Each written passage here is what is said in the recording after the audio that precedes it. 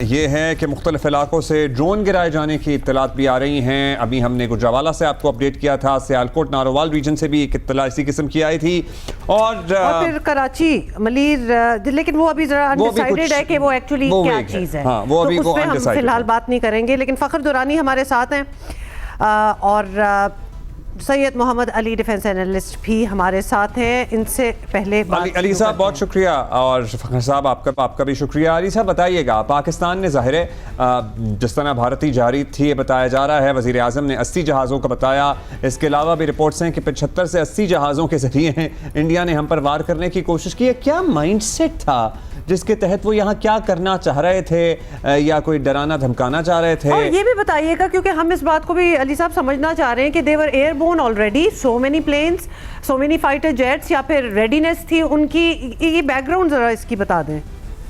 جی بالکل, بہت شکریہ.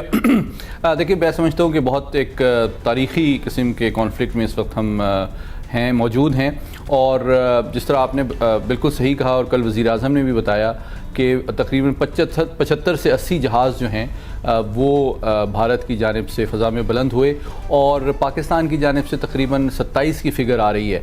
تو بیسکلی آپ یوں دیکھیں کہ 100 سے زیادہ جہازوں کی یہ ایک مختصر سی تقریباً 40-45 منٹ کی ایئر بیٹل تھی, جو کہ جنوبی ایشیا کی ایئر وار کی تاریخ کی میں سمجھتا ہوں سب سے بڑی اور انٹینس اور کرٹیکل ایئر بیٹل تھی, جو کہ الحمدللہ پاک فضائیہ کے شاہینوں نے ہمیشہ کی طرح, حالانکہ آؤٹ نمبرڈ ہونے کی وجہ سے 1:3 کے باوجود انہوں نے نہ صرف بہت ہیوی لاسز انفلکٹ کیے, 5 ان کے بہت ایڈوانس طیارے گرائے. حالانکہ جس طرح آپ جانتے ہیں کہ پرائم منسٹر نے بھی کہا اگر وہ کوشش کرتے تو وہ 10 سے زیادہ دشمن کے نشانوں جہازوں کو انہوں نے لاک بھی کیا ہوا تھا, ان کو ڈسٹرائی کر سکتے تھے. لیکن ہمارا مقصد جو تھا اسکلیشن کرنا نہیں تھا, صرف ڈیفائی کرنا تھا, ڈٹر کرنا تھا, اور انگریز کو ڈیفیٹ کرنا تھا. لیکن میں آپ کے توسط سے یہ بتانا چاہتا ہوں کہ ابھی پاکستان نے جواب نہیں دیا ہے. یہ پاکستان نے صرف جو ان کی جانب سے حملہ تھا اس کو ناکام بنایا ہے. ابھی پاکستان کی جو حکمت عملی ہے کوئڈ پرو کو پلس کے تحت, اس میں یوں لگتا ہے, مختصر میں کہوں گا کہ 6 سال قبل جو پلوامہ کا کرائسس ہوا تھا جب ہم نے سوئفٹ ریٹارٹ کیا تھا, یوں لگتا ہے کہ مودی سرکار کے ذہن سے وہ جو سبق ان کو حاصل ہوئے تھے وہ کسی حد تک دھندلا گئے ہیں. ان کو ریوائز کرانا اب ضروری ہو گیا ہے, جس میں رسپونڈ کیا جاتا ہے. ظاہر ہے انہوں نے ہم پہ حملہ کیا ہے, ہم نے ابھی صرف حملہ ناکام بنایا ہے. آپ سے وہ وقت بھی, ٹائم لائن بھی پوچھیں گے کہ مطلب کیا ہو سکتا ہے آنے والے چند دنوں میں یا ہفتوں میں یا گھنٹوں میں.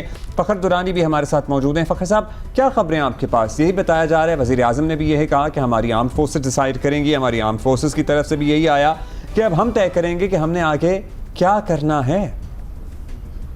دیکھیں, بالکل اگر جو ڈپٹی پرائم منسٹر نے کل نیشنل سیکیورٹی کمیٹی کی جو ایک اعلامیہ تھا وہ پڑھ کے سنایا, اس سے تو بظاہر یہ ایک واضح ہے کہ پاکستان اس کا جواب دے گا اور اپنے ٹائم پہ اور اپنی اس پہ دے گا. لیکن اس کے ساتھ ساتھ پھر اس کے بعد اگر رانا ثناء اللہ کا بیان دیکھیں تو اس سے بھی کافی جو ہے وہ معنی نکلتے ہیں اور میننگ فل ہے, کہ جس میں انہوں نے یہ کہا کہ اب اگر بھارت کی طرف سے کوئی در اندازی ہوئی تو پاکستان اس کا بھرپور جواب دے گا. تو یہ سن کے ہمیں لگ رہا تھا کہ جیسے ہم نے اسکور سیٹل کر لیا ہے اور اب اگر بھارت کچھ کرے گا تو ہم کریں گے.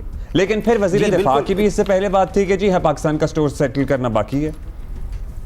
دیکھیں, یہ اس سے ایک لگ رہا ہے کہ جو دونوں سائڈ سے پہلے یہ نیشنل سیکیورٹی کمیٹی کو تو یہ کی طرف سے وہ دے دیا گیا ہے, لیکن اس کے ساتھ جو پولیٹیکل سائڈ ہے رانا ثناء اللہ وہ یہ کہتے ہیں کہ اب دوبارہ اگر بھارت کی طرف سے جارحیت دکھائی گئی تو اس کے بعد وہ کیا جائے گا. تو اس سے ایک کنفیوژن ہوتی ہے. بہرحال یہ پاکستان کے جو انڈیا نے پریسیڈنٹ سیٹ کیا ہے خاص طور کے اوپر ڈیپ انسائڈ پنجاب, اور اس میں جو میزائلز کا ایک نیا پریسیڈنٹ ہے, یہ تو کل کو فیوچر میں بھارت جب بھی چاہے گا یہ پاکستان کے اندر